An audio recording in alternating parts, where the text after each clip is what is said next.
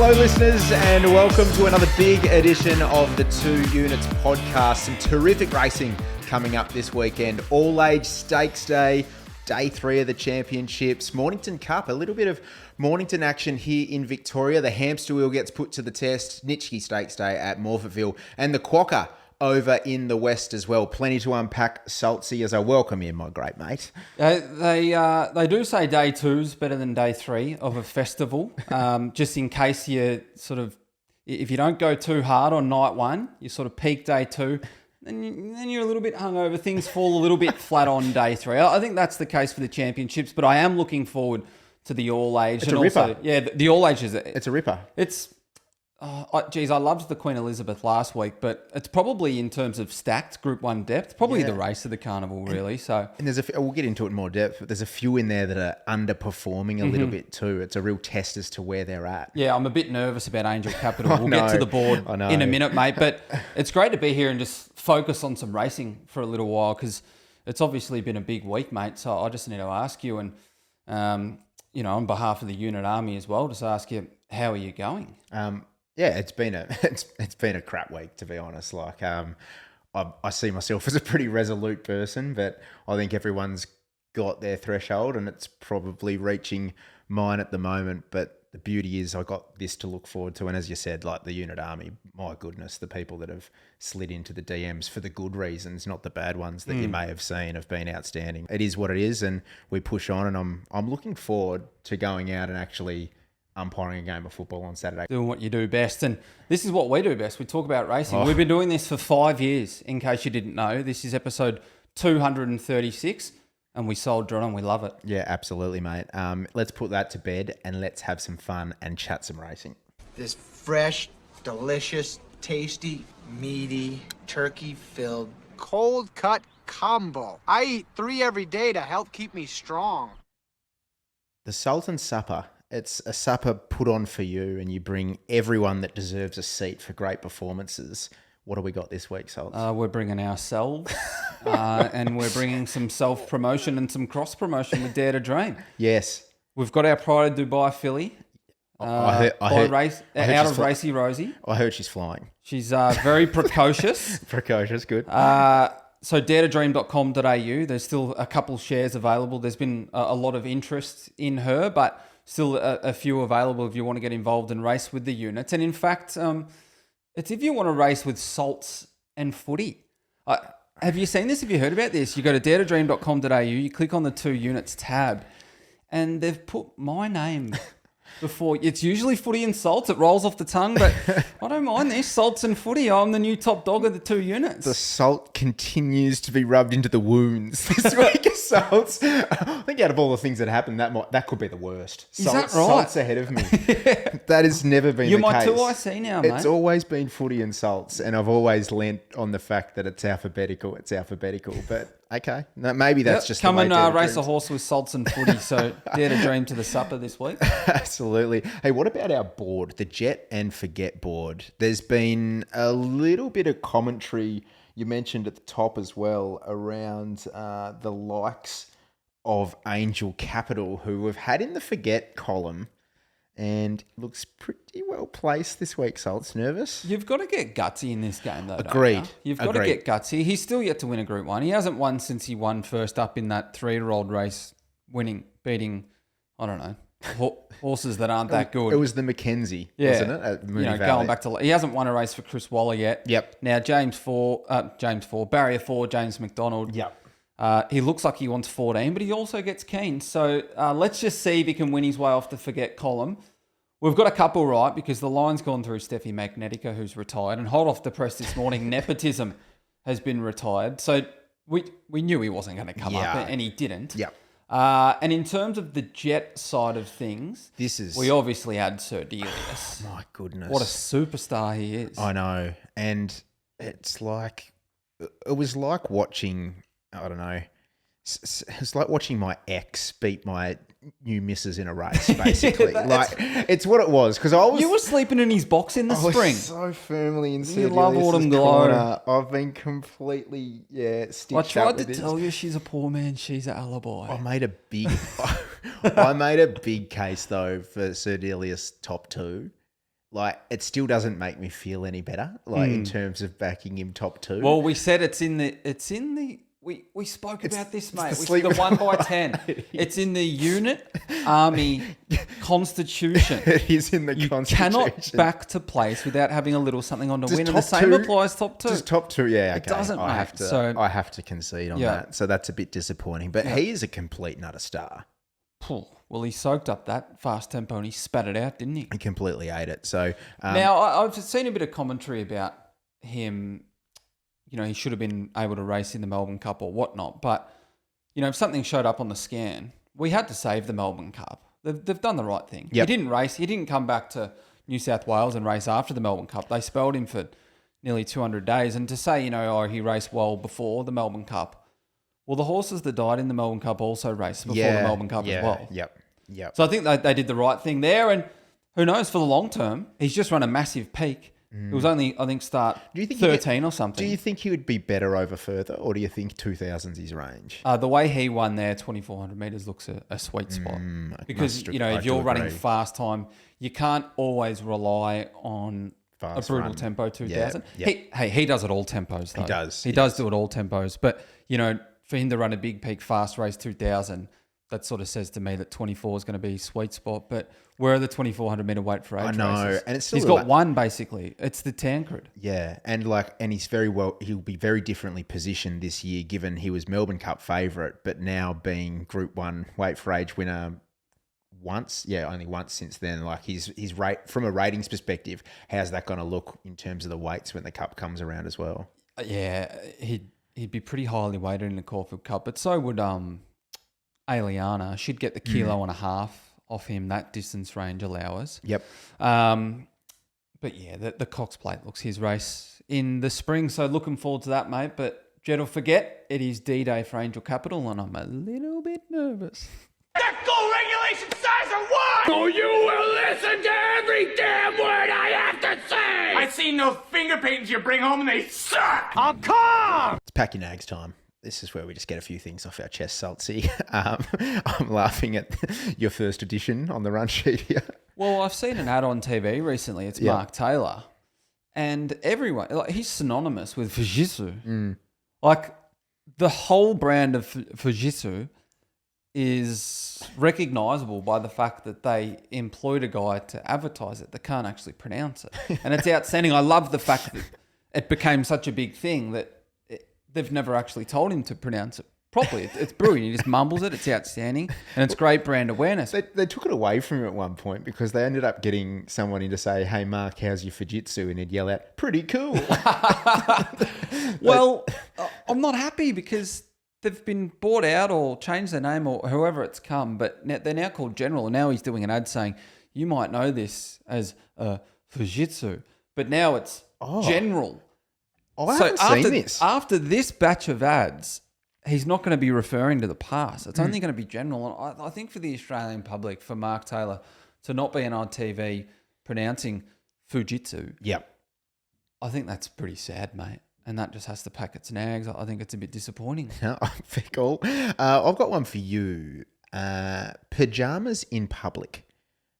So I sort of sit on both sides of the fence a little bit here. So time and a place, like you might be ducking up the street to get some milk, for example. You need some milk for the breakfast. So you're in your PJs, you duck up to the food works. Yeah, I think before 9 o'clock and after 8:30 p.m. Yep. Like before 9 a.m., that's fine. After 8:30, I think it's acceptable. Like you might duck up to go get some chocolate or All something. right. I want to throw a curveball in. What about 8:30 a.m. at the airport? I'm not sure about the airport being acceptable, but then you've if packed- you're on a you've long packed- haul flight, You've packed your clothes though. If you can pack clothes in a suitcase, you can put on proper clothes.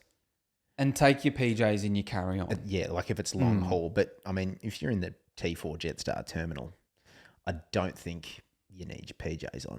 If it's like 5 a.m. and it's an Emirates flight to Europe via Dubai, Yeah. and the first leg's 14 hours, Yeah. I'll kind of, that's acceptable. But in the domestic terminal, Pajamas, actually, I'll go as far as to say that they should be banned. I'm going to lean on the side of banning all pajamas in public after unpacking this. That's fair. Just probably cereal milk is the only exception. Have you got a go-to airport kit, like a kit that you wear No. all the time when you fly? No, I got probably 2 pairs of shorts that I toss between. Oh, I don't like flying in shorts. Oh, really? I got Unless shorts. it's short haul. I got like the compression socks. Oh, gotcha, yeah. So you're not getting. Yeah. You don't want to land with cankles. I wear. No one likes those. Yeah, fair. I wear my Under Armour tracksuit pants always. Yep. My looser fitting ones. Okay. And a black t-shirt. Is that just Every spillage? time I fly. Oh, dark's good. Like, Yeah, dark's good because you can get a bit sort of stuffy and smelly. and you'd have probably three to 4 chocolate bars on the flight, and you would hate to have. That's not my my downfall chocolate. It's yours. It's mine. Yeah, I'm a shot. I'm an You had a absolute. big Easter. Oh, I did. when we're in doing some filming, and we're in the makeup room with Marzi, one of our favourites. She has just like a bowl of Easter eggs in there, and I just attack those. That's not very good discipline. Nah, but you can earn from the diet every now and then. Oh, totally agree. What about Coachella? Some of the shenanigans going on there, and the prices. It's no longer for the punter anymore. These festivals like Burning Man, Coachella. Like back in my day, SULTS. What are some of the prices? Well, there's something I saw. You could pay up to $30,000 a week for a house in the area because obviously they don't stay on site for Coachella. So it was like $30,000 to $100,000 for a house. So it's just been completely influenced. I saw one clip where 3 influencers, females, referred to Coachella as the Influencer Olympics. Well, it's a great call. Influencers train all year. Yeah. And they like to go there. They just get everything right for a 1 week period to peak. They taper off, perhaps. Before Coachella, they might sort of only do sort of 1 post a day. They would have been like half yours heading into the Melbourne Cup, timed to the absolute second by the McAvoys. They had a hard run, and then they sort of didn't have to do much between then and the grand final because the fitness base was already there. So wrap your head around some of these prices. So a charging locker, so like obviously the influencer, from an influencer Olympics point of view, a charging locker was $89. So if you wanted to charge, put your phone in and if you wanted to charge your phone and leave it in a locker because you needed to get that content in, you'd be paying $89 for a charging locker. Our dollar's doing pretty good against the US dollar right now. It's about 71 cents, but that's still extraordinary. Yes. You know, we're talking 130 plus bucks. Yeah, that's a man that's scouring a holiday at the moment, if I've ever seen one. Yeah, I'm looking at the West Coast. Bit of a road trip, maybe. Oh, nice. Yeah. See how we go. Very good. Yeah. $20,000 for a day, like a day bed there, like side stage day bed, $20,000, and a $40,000 for a VIP day bed. I'm not sure what the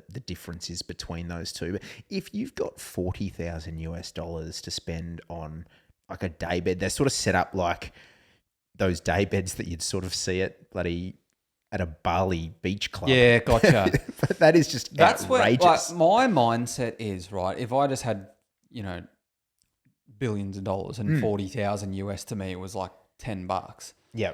Still purchasing something like that, I'd have personally, internally, like a negative connotation with it of just, I'd just feel like myself I'm a wanker. Yes. Like I'd walk past someone in that bed and I'd be like, oh, good for you, but you know that everyone else knows how much that bed is worth and you're a bit of a wanker for it. Yeah. I do love these hypothetical games as well. And like with the Masters that have just finished obviously earlier this week, every golfer was just like, I would like give my left nut to play at Augusta or this and that. I want to ask golfers and even the unit army, just reply in the comments as you listen to the show. What would you be willing to pay to play 18 holes at Augusta? So I'm talking lead up week to the tournament. How much cash would you be willing to spend to play there? It's you and your best mate and you play 18 holes. You can film as much content as you want. Well, for me, I don't really care. So maybe just to say that I did it because it is famous and like, you know, to your friends or at parties or something might be an interesting story. Yeah. Is it an interesting story for worth $1,000 maybe, but anything more than that? Yeah. See, I dabble in golf, but you're off 36, aren't you? I think I'm off about 23 or 24. You told everyone you were off 12, and then you did a few rounds at Future Golf when you were off 36, weren't you? No, that's not true. I got my handicap in the hub when we're on the Gold Coast. I bought a set of clubs because we had access to Royal Pines and we played every day. And I sent in the scorecards and they gave me a handicap of 14. And 14? Yeah, mate. So you were running hot. I wasn't. They aggressively give you a lower handicap so you can't be in bandit areas. Okay, yeah. And then I played that out to 24 very fast. But I'd pay $10,000 for a round at Augusta. Okay, That's what I would pay. Yeah. Do you want to talk some racing? Yes, please. You know what I love about Betfair footy? What's that, Sults? It's not you versus the bookies. It's punter versus punter. So you set the odds or take them if you like them. Yep. And as the market moves, you can back, lay, or even trade your position. It's proper strategy stuff. It's where sport meets trading, and it's a completely different way to bet. So if you're ready to level up, get Betfair on your side. You can even follow all of our Saturday specs. Download the Betfair app today. Imagine what you could be buying instead. For free and confidential support, visit gamblinghelponline.org.au. It is now time for SULTS Specs. We're taking a look at Mornington, Royal Randwick, Morphettville Parks, and we're going to duck across and take a little look at the Quokka in the west as well. We'll start at Mornington, SULTS, the hamster wheel. We like it down there. You've picked the eyes out of a few. What can you expect from the track? Well, I said last week I'm looking forward to getting to Mornington and getting away from Caulfield because it's been playing poorly at Caulfield.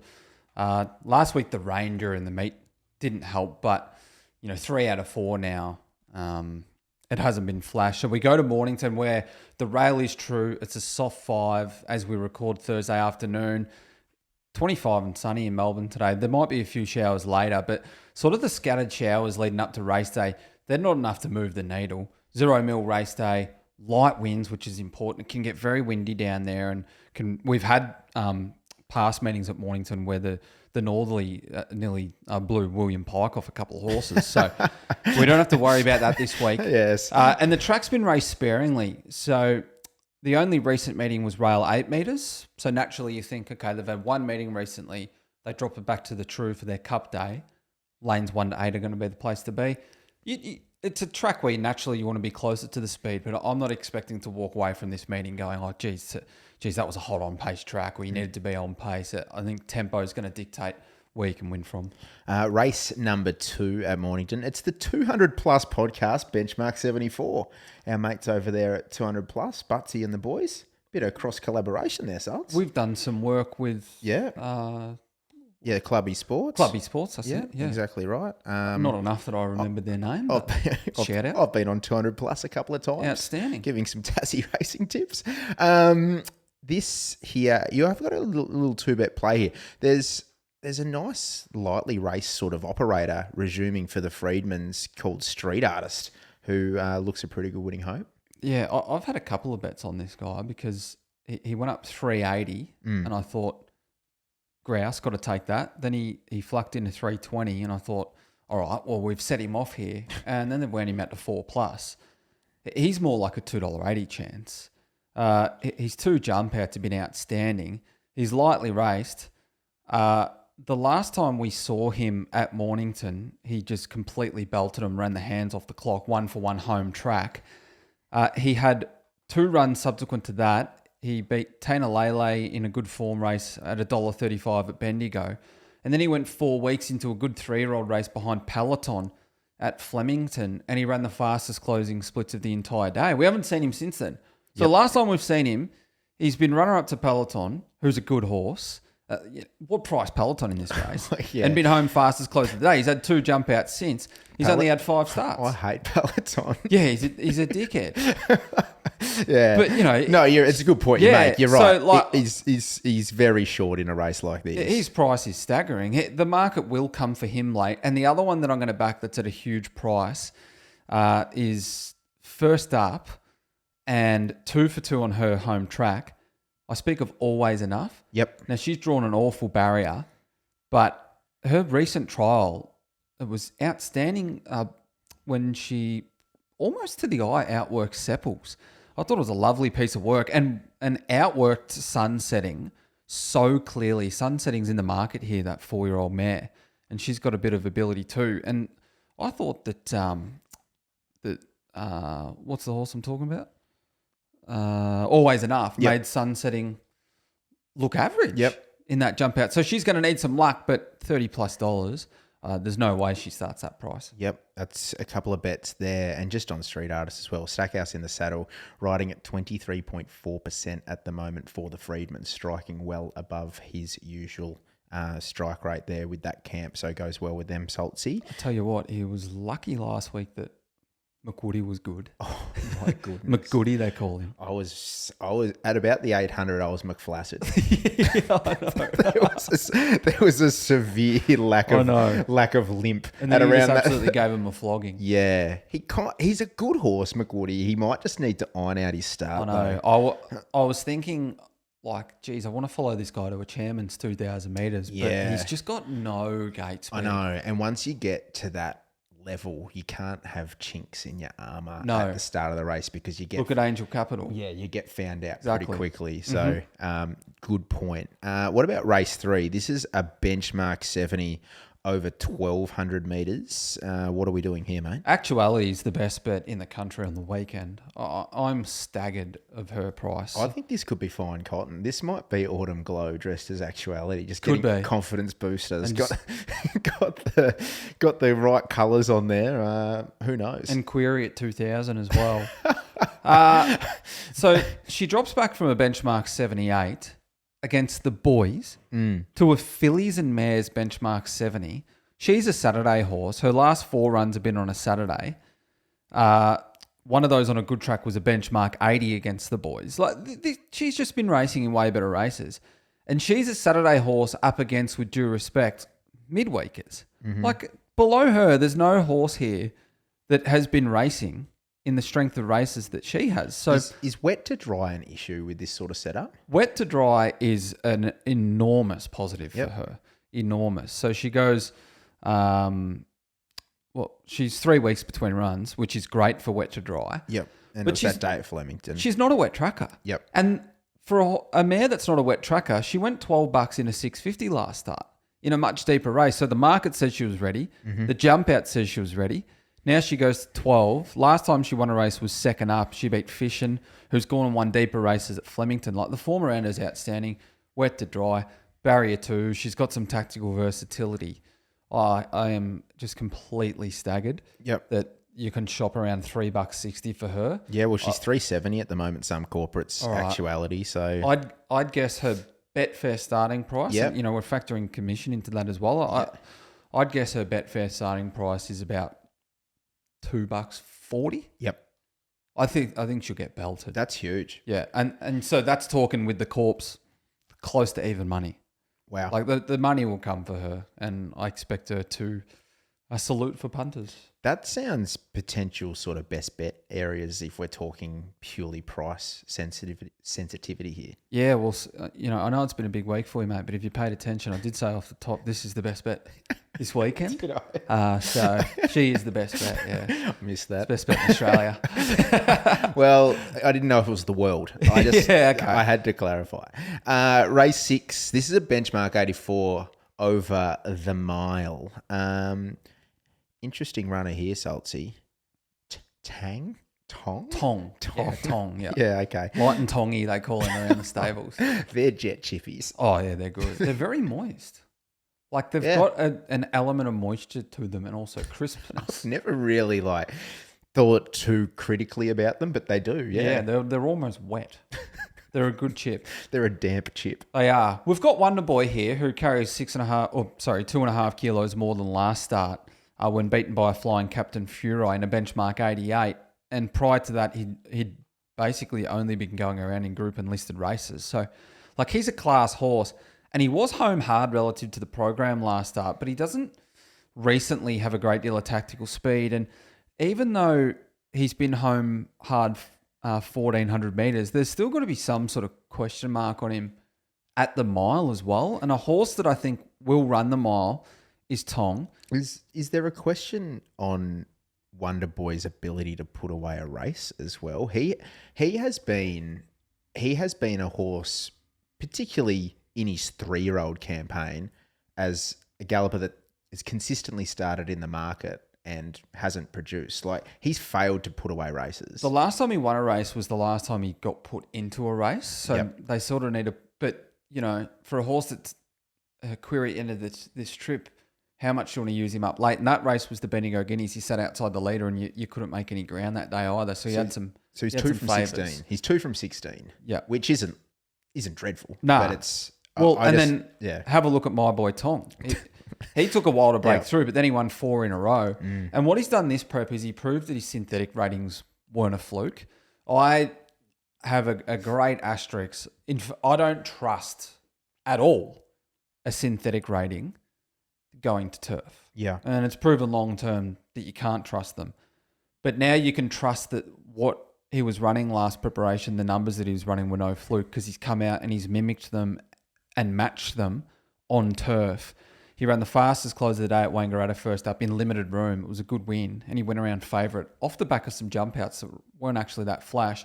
So then they slapped the blinkers on second up in a benchmark 84 at Caulfield, run at a fast speed, won by gold medalist. And he sort of darted back towards the inside and was strong to the line. So he's come through a race where they've run fast time and he showed late strength. And no issue with him getting to 1,600 metres, because as a maiden, he ran in the Platinum Guineas this time last year when he was beaten by Benazil 4 lengths, and he held his own. Like, that's not an easy race to go as a maiden. It's worth a lot of money. And then he wasn't bad in a Port Adelaide Guineas too. So he's come back. He went out a new horse. He's come back a new horse. I think he's progressive enough to take care of this. So he's $4. Wonder Boy's $2.50. Do you expect that to tighten? I do, because he's got good numbers. Yep.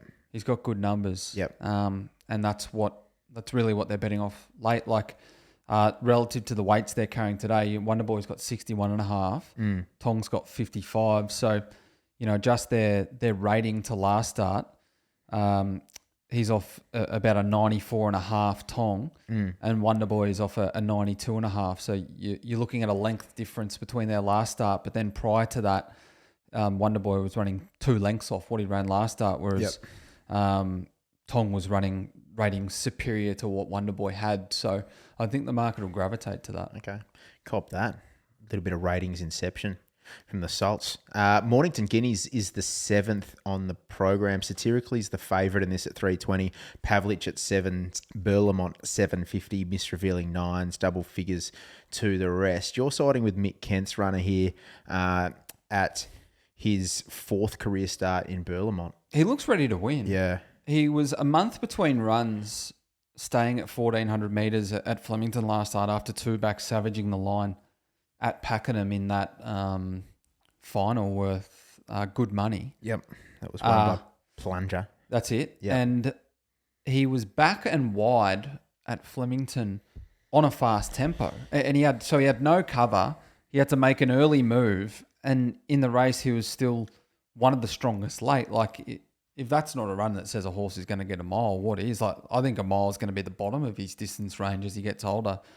Being a brave smash gelding too, I think he'll excel once he gets to 2,000 metres. But on the way, he can kick off one at 1,600 metres. The favourite, Satirically, did some early work last start, but then racked and stacked them under 60 kilos at Sandown, beating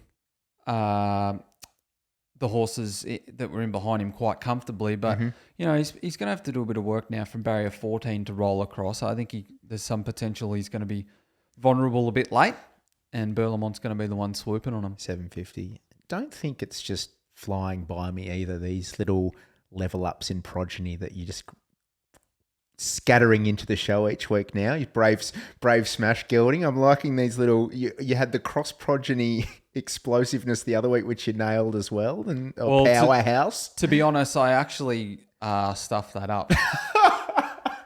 Oh no, I've doubled down. Yeah, you've doubled down. Oh no, Now, sorry, mate. I did my digging. I thought you nailed it. And I wanted to call it out. I got his silks mixed up with the other Japanese horse, Toes and Stardom. Oh yeah. So from the now, Sky. to be honest, now I've got absolutely no idea what his breeding suggests. But I can tell you he's trained by Mick Kent, and the way he's been hitting the line, 1,400 metres, he's going to be the lowest of his trips. Oh, Thanks for pointing that out. plugged the 2 units bus in reverse and gone straight back over him. Soz, brah. Race 9. This is the Hariba Stakes listed. Let's just touch on the Mornington Cup, shall we? Because if you win this, you're into the Caulfield Cup. I was going to touch on it at the end of the tips, but if you Oh, want to okay. we'll go race order. That's okay. well, We're not playing in the race. We've never not done race order. That's true. To be fair. Yeah, that's true. And when I say touch on it, I'll say basically all the chances are coming through that race won by Ambassadorial, the Easter Cup. He meets him 2 kilos worse off. I watched the replay 15 times trying to find something to turn the tables, but he was off space runs. It was run to suit.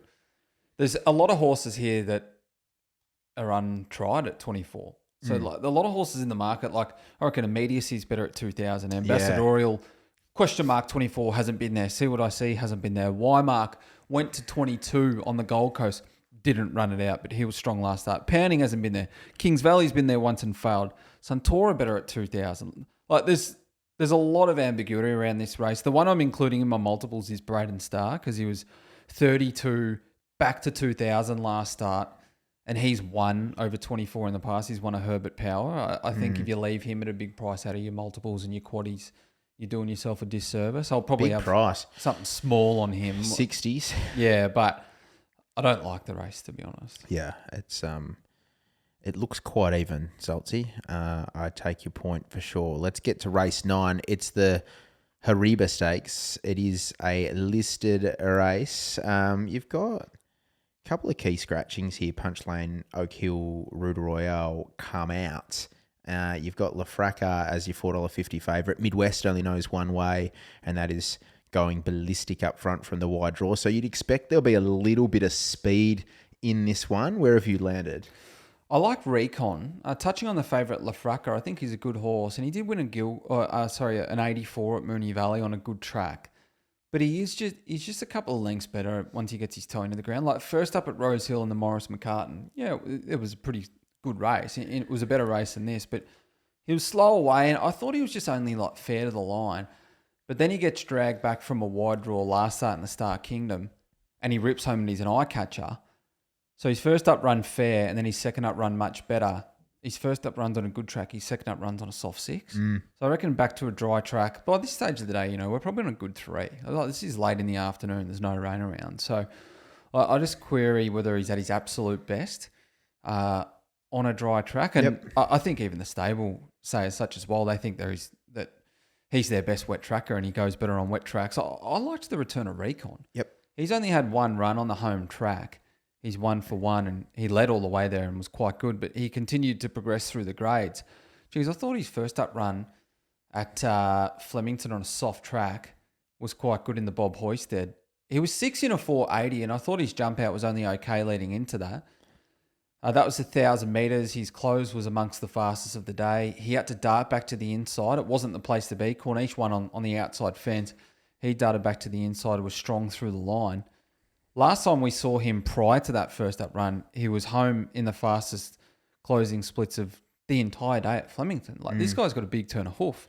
So look, he's going to need a little bit of luck from a wide draw, but I think it's no issue just sort of blending in the running line at Mornington, making ground. And the speed looks there for him. So $8 Corp. He's got home tracker. He's got an outstanding record. Home track. He's 5 from 10 career, but he's 5 from 7 distance. Spot on. And he's 1 from 1 track and trip. So I think like when you get to a track like Mornington, that let's face it, some horses don't handle. It's pretty good having that tick in that column. Well, Clayton Douglas was on radio this morning with Gareth Hall and he was saying as such, he said it's a thing. Like his horses go a length or two better at home. Yeah. Boom. I've backed 1, 2, 3 home trackers amongst my 5 races that I've looked at today. So hopefully the others are capable of overcoming, not had raced there before. But yeah, it certainly is an advantage. Yep. That's the Mornington card for us. That's rounding out Victorian specs for today. You're a bit too good for Mornington, aren't you?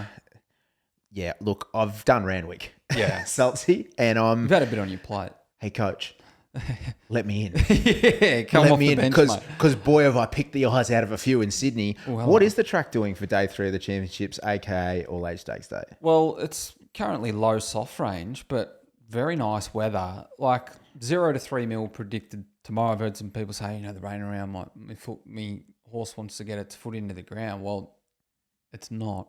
Like 3, I know Sydney's different. Yeah.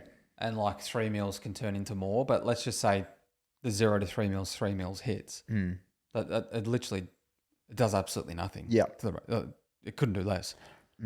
I'm expecting we're on a fast track. And if I'm looking at recent history, so from the 1,000 to the winning post, the rail's out 7 metres. Mm-hmm. When I'm looking at recent history, 6, 7, 8 metres, it's favoured on pace runners. It's been difficult to be back wide making ground. Lanes 1 to 7 in the straight, and the closer you are to the fence in run, the better. I'm setting up for a track at Randwick where I'm basically penning anything that's going to be back and wide and making ground. So we saw those wins like a couple of weeks ago. You're going to talk about Plaintiff, who might be able to take a more forward position, but and might have a bit on them. But the wins like Plaintiff, the wins like She's Alibi, they're just not going to happen this week. That's a big call. It's a big call. And I, with a couple of plays I have a little bit later, or one in particular later in the program, I hope by that stage of the day you're wrong. It's one of the great sacks. Yeah. I've probably got, we'll get to him a little bit later, the Joker, and I've probably got the Joker blinkers on a little bit salty with him. Yeah, the blinkers? Not working that well for you lately. I was having a very good run early against you. There was footy over the top for about 3 weeks in a row. But they weren't the same horse repeatedly. I've had to put the hand up a couple of times of late. But you know what? Well, you're off the bench. Yep. I'm not getting involved in the early part of the program. Race 4 is the first one you're getting involved in. It's for the fillies, the James HB Car Stakes over 1,400 metres. Several of these come through the same race, and one of them was the most impressive. Yeah, it's the PJ Bell you speak of, and we talk of Plaintiff, who I just think is the best bet on the program at Randwick. She's been pretty well supported. She opened sort of close to 240 in some places. She's already in the red at $1.90, and it's a case of just beware the unbeaten filly. Like it's hard to quantify that, isn't it? She hasn't been really tested yet. She was so impressive in that PJ Bell. She ripped home. It was the 3rd fastest final 400 metres of the day. The only 2 horses that got home faster than her was She's a Alibi, and the next episode, please don't mention the war. But she is drawn well, and as you sort of alluded to with the track conditions, like the fact that she's drawn barrier 7 for Jordan Childs, she can likely take a more forward position. She doesn't have to go all the way back and hook wide. I think she does have... Their hand was forced last exactly. time. She drew barrier 17. Yeah. She was in the Doncaster Hotel car park last start. That's where she jumped from. And now she's barrier 7, middle of the line, Jordan Childs. She's got tactical speed. She won't be all the way back there. And she's the best bet of the day at Royal Randwick.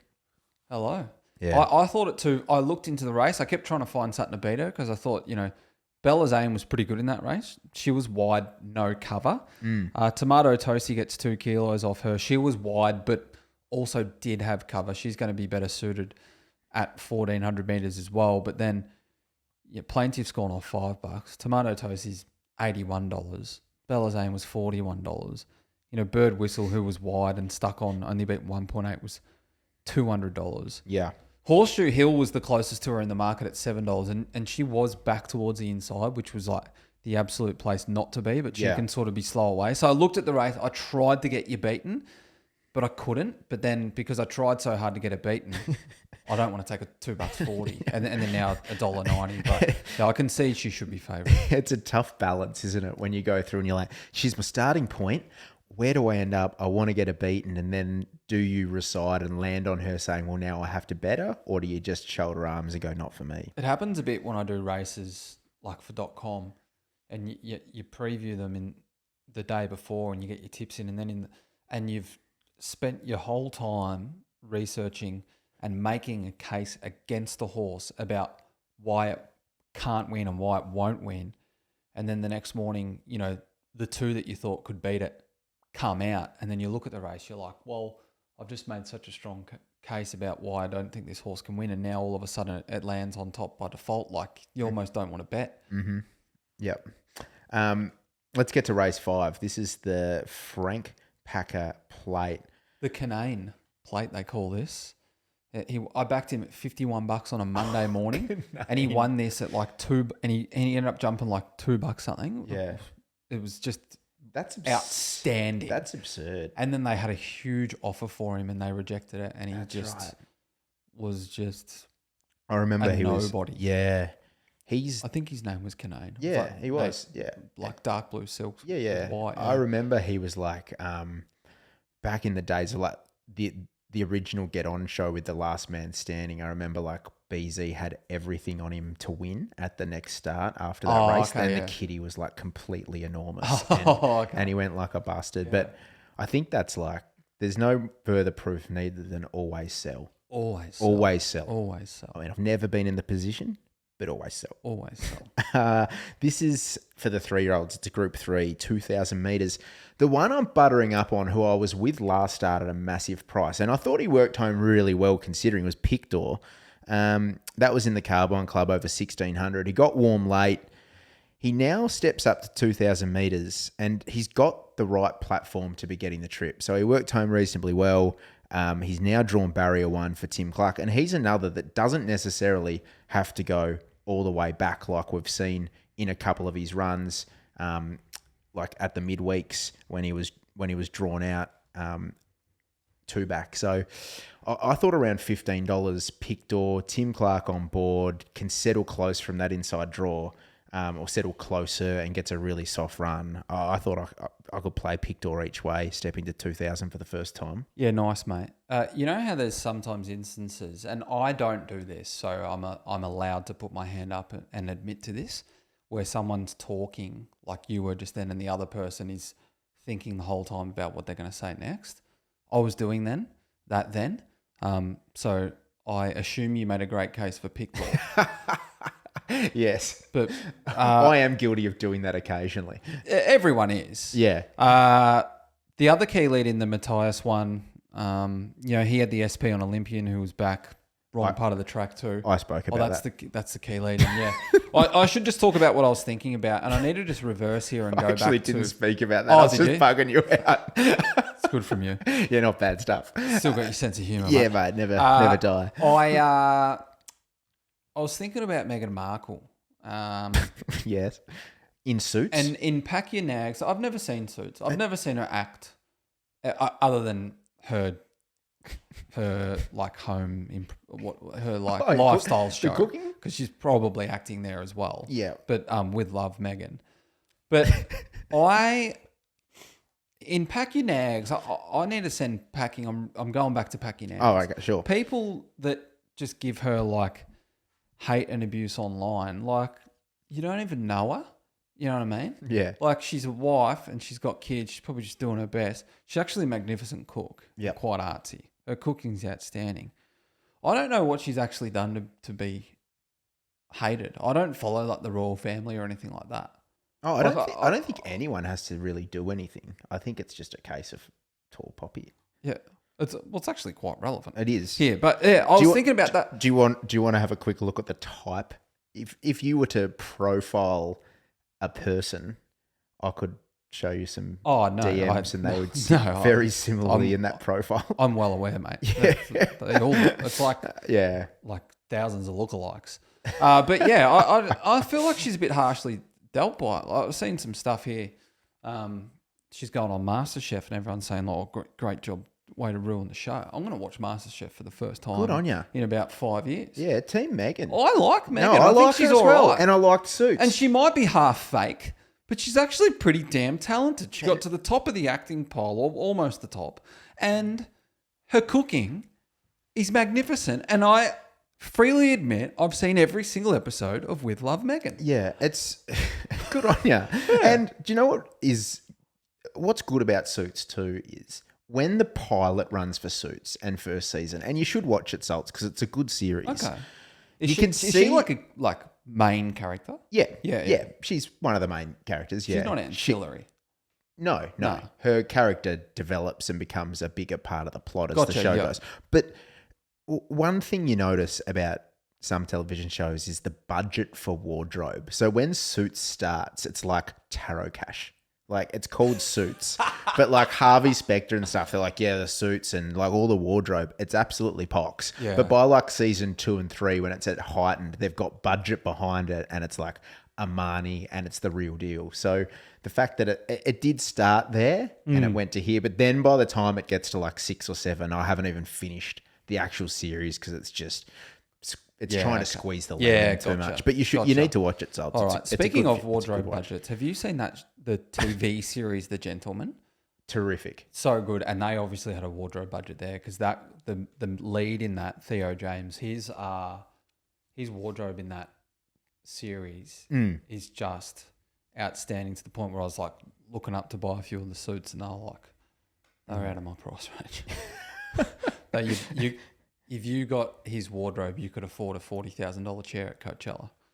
Is that right? Yeah. Theo James, I'm trying to picture which is he the guy from the In-Betweeners movie? Yeah, he is. He's the guy, he's the bully in the In-Betweeners movie. Oh, he takes the rolled up note out of Jay's bum. He's quite suave. Yeah. We have digressed a fair bit here. We've got 2 group ones to get to, but we're talking about the rolled reason notes why in Jay Cartwright's bum. The reason That's why I all right. wasn't listening to you in the Frank Packer plate was I saw a photo of Megan and I was thinking, I need to stick up for her. Yeah. Yeah. Love Megan. We are now, so we've got 2 races down at Randwick and we're now heading into the first of the Group 1s, race 7. Yes. Yep. In the Group 1 Champagne Stakes. It's for the 2-year-olds. It's run under set weights. It's over the mile. The size is a key lead in for this. The winner of the size was Campione d'Italia, who I'll be making a case for, but you're going against me.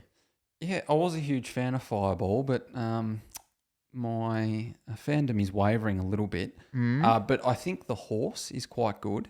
This 2-year-old colt. He's had some excuses so far this preparation. He won the Millennium and then he's back and wide in the Skyline. And that's a race that Campione d'Italia comes through. I thought he had excuses. He was back towards the inside. He was back on... which one was he inside in? He's back and wide. He was inside in one of the races. The Golden Slipper, he was back inside, which wasn't the place to be. He had some excuses there. So his 2 leading into the English size, he had excuses. And I think if you're saying that, he's got no chance and Miss Chanel's the biggest danger to Campione d'Italia out of the sires, I think you haven't done your homework. Oh. And I think you haven't gone and watched your replay. Oh. And I think you haven't watched the Steward's Vision. Oh. Because his run in the sires was littered with excuses. He jumped from barrier 12. He was wide. He was in and out of cover.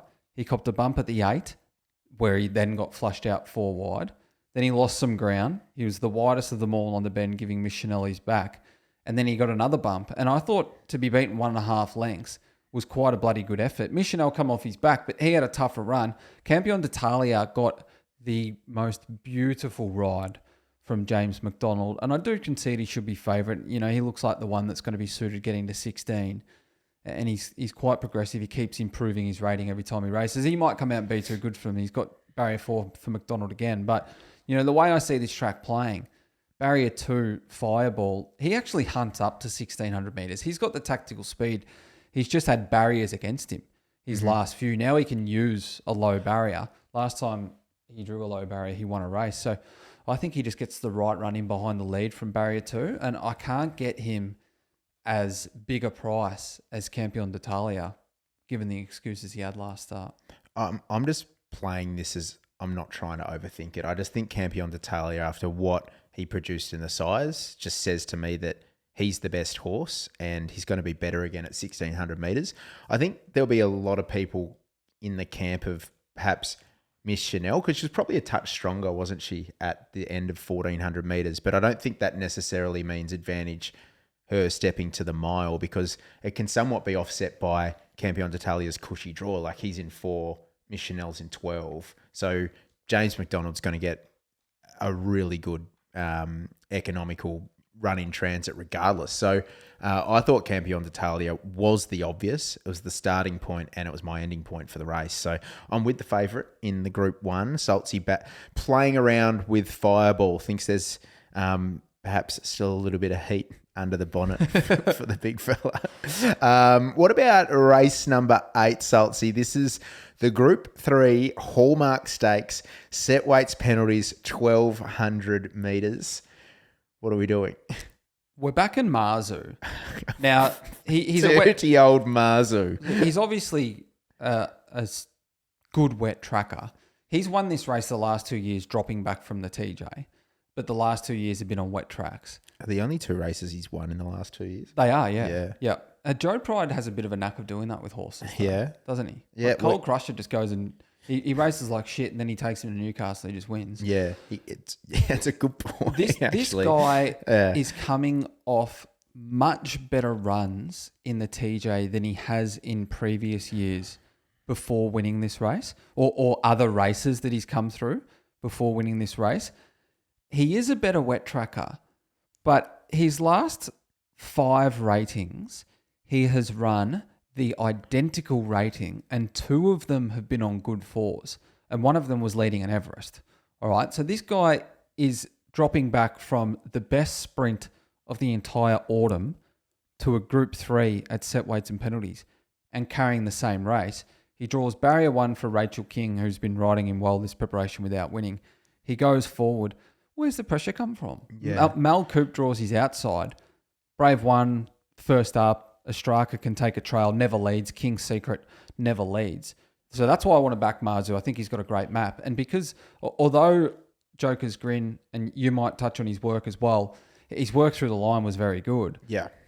Well, he's still better. It looks like in WA he's been more dynamic at 1,000 and 1,100 metres. He did win that Quokka, I guess, at 12, but deeper into a preparation. But you look at Chris Waller and what they do with horses first up. So they're aiming to take this guy to Queensland. Yeah. They do not, under any circumstances, ride a horse forward from a wide draw first up with a longer prep to come. So the way that I'm expecting this track to play, I think he's going to have to overcome the bias, Joker's Grin. Yeah, I'm in agreement with you. Gotcha. So I'm just backing Joker's Grin on talent. I think he's the best horse in this race, and I've got a very high opinion of him. I'm keen to see what he does on Saturday and going to Brisbane as well. Just back on Marzu, I found a really interesting pre-race interview from that TJ with Rachel King just around Marzu's manners, and like she sort of touched on what Marzu's going to turn up today. When jockeys talk to that with horses or they have manners like that, do you think do you put any weight on yard watches or how they perform when they're, particularly for Marzu, when this is a race where he's finally in the market? I don't want to see him misbehaving. Yeah. But also as well, I want to trust the way that I do. I'm not a yard expert, and I usually bet before the yard. Yeah, that's what I'm saying. So like when he's in the market at like when he's $18, $31 sort of thing, it's easy to say, I can afford to have a bet on a horse that might play up.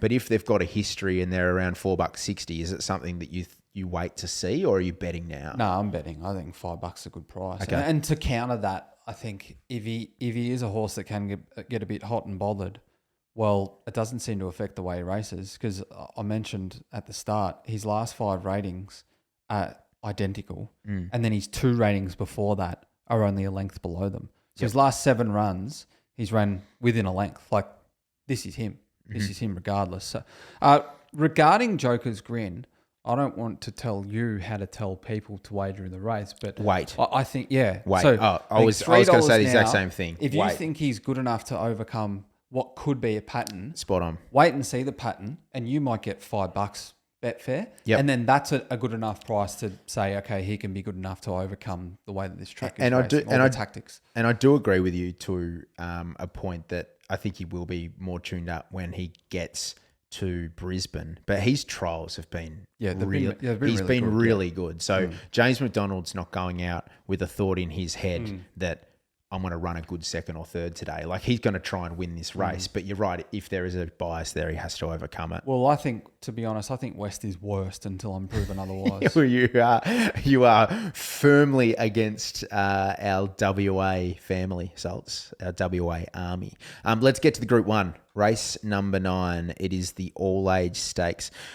It's a corker of a race here over 1,400 metres. Angel Capital's come up $4.40 now. Corporates. Jimmy Star $5.50. $7. Bayvox 7s.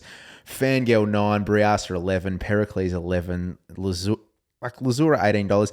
Half yours at $21 is flying as well, mind you. This is a good race. Yeah, Tom Kitten $35 in this race. No shit. This is good. We've got absurd. a Cups double winner resuming, and he's one that's not even been spoken about. Mate, now him winning would surprise me, but he has jumped out well. And we also, as well, I think with a lot of horses here, we know who they are. We actually don't know where this guy can get to. I want to make a case to have a place bet on half your salts, and we know the Constitution would mean that I also have to have a small win bet. No, I would. I'm with you, man. I looked into him hard. I'm making him a place bet, but because of the 2 units Constitution, it means I also have to have something on him to win. Yeah, but like the way that he's worked, I think he might be a bit of a freak. Well, he's obviously an aerobic powerhouse. Yeah, his mitochondria is just through the roof. Yes. His hemoglobin. Yep. It just transports oxygen to the working muscles at a rate that is probably it is the highest in this race. Yeah. He's the most gifted aerobic horse in this race by a mile. But at 1,400 meters, you need to have a good balance of anaerobic and aerobic. And you know what? Maybe he might, because he's produced pretty big finishes first up in the past. His turn of foot should, like, I honestly feel like he's been priced off the fact, this might sound silly, but he's been priced off the fact that he's a Caulfield Cup and Melbourne Cup winner, and it's 1,400 metres. That's how he's been priced. And what price is he? He's $21. Okay, gotcha. He's got good fresh form. He's won at the distance previously. Obviously not Group 1 weight for age company, but I want to make a case for him. I also want to make a case for Giga Kick, but you're going to make a case for Pericles. So we're shopping around a little bit. We are. I'm not backing half yours, but I love the horse. I remember when he won that benchmark 64 at Seymour. I messaged Calvin and I said, mate, this is a Cups horse. I said, mate, you've got to aim him up. You've got to qualify him for the Caulfield Cup by winning the naturalism, and then you win the Cup double, and it sort of paid off. So, did you tip him in the Melbourne Cup? No, think I made him my sack. No. I think you had a sack. I had about 6 ahead. It was price dependent, but turns out he should have been $2. I'm going to make my case for Pericles. Yeah. Because he is my best bet at Randwick. Wow. He is a 1/10 special. Oh, this is catching each on. way. Yeah. And Bakash, he might have been beaten 15 lengths last week, but he still ran third. And when we did our initial 1/10, there was a third there dividend. was a third. I've given it a win. That's they're all right. paying off, It's so that's noted. a win. I didn't look at it and say it's a loser, Sultan. Yep. So that's fine. The way I'm looking at this race is that for a 1,400 metre race full of sprinters, it is littered with horses that get back. I think Jimmy Star is crying out for 1,400 metres. I think barrier 12 is just horrific for him. He's going to be left with too much to do. And the whole notion that he can go forward, I know he copped the squeeze last start, but outliers aren't habits. His habit is he slow away. He goes back, he's left with too much to do. Baywalk goes forward with Nash Rawiller. Pericles draws barrier 1. He makes Baywalk work to cross. Royal Patronage rolls across, sits outside the leader. He gets the suck run. In fact, he probably clears Lazura enough that he doesn't even have to stay hard fence. He can get that Sir Delius type run where he trails a lead pair, obviously not the same tempo, but he trails a lead pair and he does it one off so that nothing can go around him. Yep. I think he gets a great run. He won first up in the Futurity well enough, but then you look at his next 2 runs. I think his next 2 runs proved to me that he's going better than the Futurity, and he's going as good as he has in his whole entire career. His rider run, he jumped from barrier 9. He was 3 wide, no cover, and he was still strong to the line, third beaten 3 lengths to Autumn Glow. Yeah, it's good. Off a tough run. He's Craig Williams sticks here, and he'll be looking to make amends for his last 2, because I think Craig will be the first to say that they haven't been great steers. Yeah. He jumped from barrier 14 in the Doncaster, and after probably 150 metres, he's level with the lead division. And then in the next 300 metres, he spends his whole race floating back, losing ground, and he ends up last. So you've been used up early. That's one of the worst. That's the worst thing you want to. You hate to see that in racing. Yeah. And also for a horse to use its energy efficiently, you get used up early, you do an effort, and then you lose all that ground, and then to get into the race, you've got to make a sustained run when you've already been used up. And after being held up on the bend there, I thought he was actually good to the line in that Doncaster.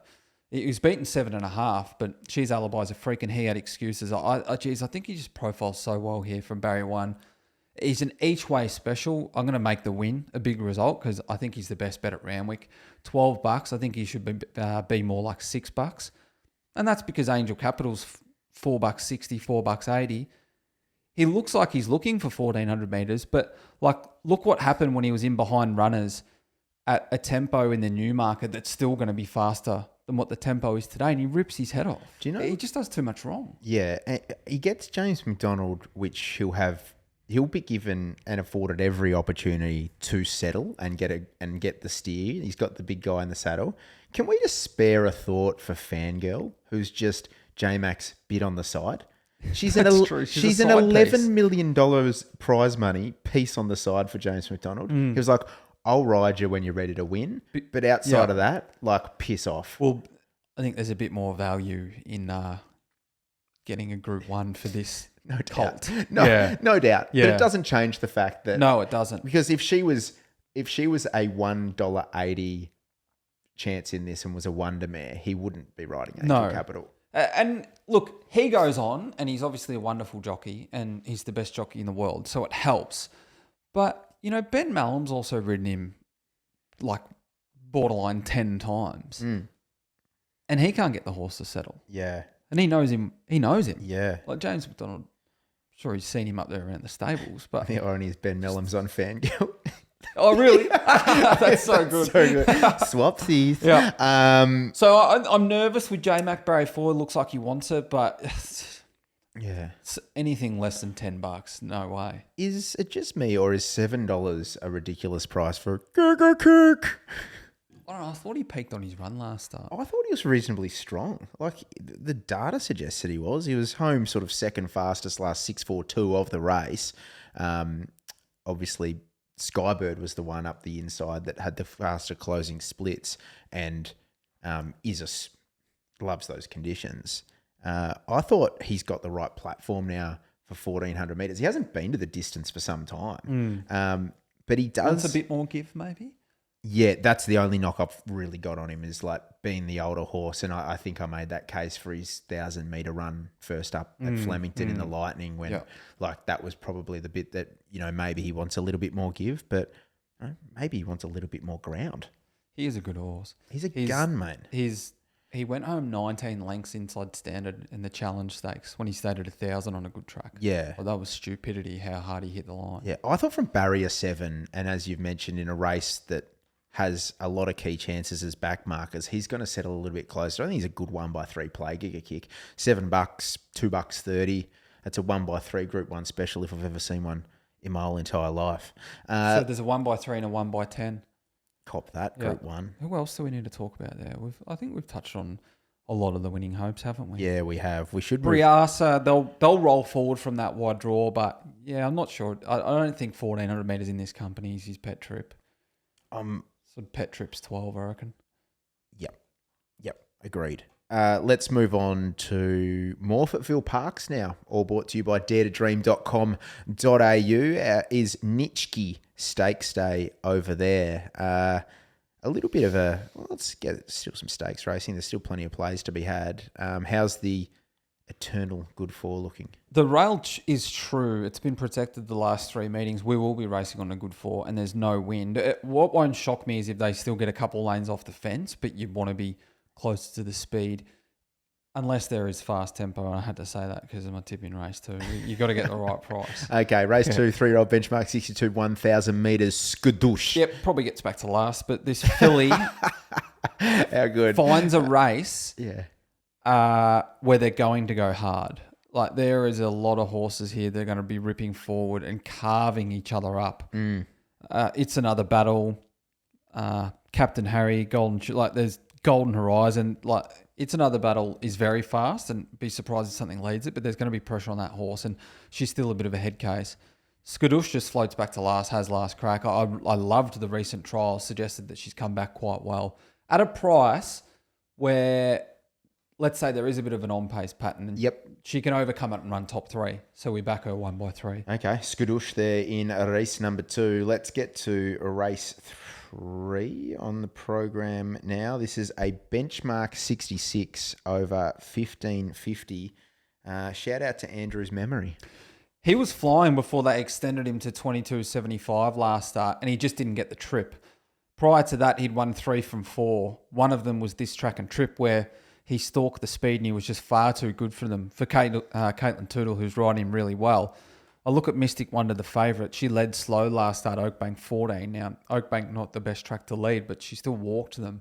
Has to be some sort of question mark getting to 1550 for the first time, given the old boy, Francis Boy. I think this is start 176 Yeah, or he's something. a marvel. He likes to go forward and put some pressure on. And then the horse just getting that beautiful suck running behind them is Andrew's memory. I think he can run a race. Terrific each way bet, 1/4. Oh, Andrew's memory 1/4, $13 and $3.60 currently with the Corpse. Race 5, this is a little bit of a dual acceptor. Benchmark 70 over 1,000. It's the first horse we spoke about in specs. It's Street Artist. I won't touch on this too long because I have been assured that he's going to Mornington, but I'm a bit burned by On Display. Oh, my goodness. And what happened there? Couldn't beat El Duca anyway because the guy's just an absolute freak show. But if Street Artist happens to come here in race 5, I'll be backing him, but he'll go to Mornington. What about race 7? This is the feature of the day. It's the Nitschke Stakes. It's for the 3-year-olds. It's listed, set weights and penalties, 1,400 metres. Rohesia last start got a beautiful run, fence-in run, blinkers first time, slow tempo 14, relative to the pattern of the day and the tempo. Stable saying they wanted to get her to 14. I still think sort of at this price, given the favours that she got last start, we can look around. Exit's pretty progressive. I think but, exit goes here. Yeah, Kira Ma said exit goes here. Yep. But you look at, she was 4th up last start, dropping back from 1,600 metres with the blinkers on in a fast race. When you're dropping back in distance with shades on, you are desperate for a fast tempo. And she got that. So now she goes fast tempo, wet to dry, stays at 14. I can't see the tempo being as fast here because it's Kalmana who'll go forward from a low draw and More Than Hope. And the rest of the field, I'm not sure where the speed's coming from because Yellow Jacket and Live both can be slow away. Yellow Jacket only settled closer last start at Caulfield because she was slow away but drew inside and could hunt up. So I think she gets back. More Than Hope is a big unit. He doesn't have the same sexy form lines as others here, but he got to 12.50 for the first time this preparation after he'd been racing his first 3 at 1,050. He led fast. He clung on late. It looked like he was out, but he went at a fast tempo. So a more moderate tempo, he's going to have more in the tank over another 150 metres this weekend. He beat the older horses. One of them, Dramaticus, has gone and won since. And he's a big unit. So I like him drawn barrier 7. He takes his time to roll across. I'm willing to gamble at more than $20 that he can run a race for us here. I think the step for 1,400 metres, the fitness base that he has, the big strider that he is, it just really wouldn't shock me. You've made a strong case. More Than Hope. The stupid, sexy form lines. That's so good. Hey, that rounds out. That rounds out the parks. That rounds out with the Nitschke, the feature of the program. Let's touch on the Quokka quickly because I want to back Jigsaw in the Quokka. It looks a nice little addition. To be fair, I don't know. He's just a winner. Yeah, you're right. His winning strike rate concerns me. You're an idiot. Seems to get to the front and float a bit. What, like, he's the sort of horse, and like this. please don't take this as as financial advice, but he's the sort of horse that's like, I'm just backing him blindly every single time until he tells me otherwise not to. Like, that's where he's got to in his last, what's he got in the row now? 6, 7? 6, yeah. 6 on the trot. He started one of them as favourite. That's outrageous. Yeah. And even here, he's $4.50 favourite. That one that he started favourite, he didn't go up favourite. Ndola went up favourite. That's right. He's getting disrespected left, right and centre. Well, he's now, what, $4.50. Cabalas is $4.80, who's, a Group 1. There's not much between them. Well, yeah. As a good Group 1 winner down the straight with 55 in the Newmarket. But he's got like Jolie Star form as well, which is pretty good. Yeah. Very good. Smooth Chino's got good numbers. West is worse. An Eastern Stater will win. I was honestly fishing and I caught exactly what I was after. I don't even know if Smooth Chino's got good numbers. I literally threw a net out there to see what I'd get. What about Razor Ray, your old mate? Yeah, well, he's a Victorian. He can win. Yeah? Yeah. I love Robbie. No strong view on the race, though, Sults? Refuse to just get involved in anything across the Nullarbor? I'll have a Quinella, Jigsaw and Cabalas. I think the best two horses will fight out the finish. I'm backing Jigsaw because he's just a complete nutter winner, and he's bulletproof, that horse. That's how we're playing the Quokka. What about our best back and lay from around Australia? I'm going to give you two bests. Actuality, race 3 at Mornington. The best bet in Australia. I thought that was going to be your best. Yeah, exactly right. Yeah, you were doing a Meghan Markle when I was talking about that race. Head was off with the fairies. No shit. And the best at Randwick and the best 1/10 of the weekend is Pericles. There's no such thing as the best 1/10 of the weekend. There is. And that's what I do. It's not a thing. And because West is worst, my best lay, and because you're backing this actually can't get put into... Like, go to the Betfair Hub, by the way. Yeah, go to that. Follow 2 units.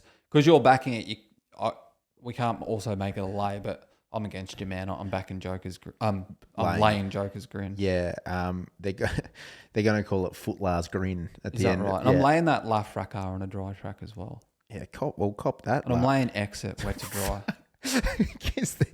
You backing anything? Mate, we've been here for 2 hours. Yeah, it was a good point. We have been here for 2 hours, and I'm still actually light on compared to last week. Yeah, well, this show would have gone for 7 hours if I'd done the form at Mornington and Morphettville. So I've only delved into the sort of Sydney territory. Give it to us. Yeah, well, my best of the day is Plaintiff. Mm-hmm. It's just a full case of Beware the Unbeaten Filly. Mm-hmm. And you know who I'm laying to win? Angel Capital in the Group 1 All-Age Stakes. Light work. Yep. He's going to over-race. This is how it's going to happen. He's going to over-race. He'll tear his hair off. He'll expend some energy over the first furlong. He'll recapture himself mid-race because he's got good ability, and he'll flash home, and every single person will say, Angel Capital should have won that. Everyone will say, Angel Capital should have won that. And you're like, no, because he's got bad manners. No, because he couldn't get past Pericles. yeah. Whatever, man. All right, that rounds out the show. It's been a bit of fun, mate. Thanks for that. It's been good, mate. Units, again, we'll be back here next week. We'll be punching on as we always do. We love you. We absolutely love you, Unit Army. We'll be back in your ears and on your YouTube screens next week on the potty.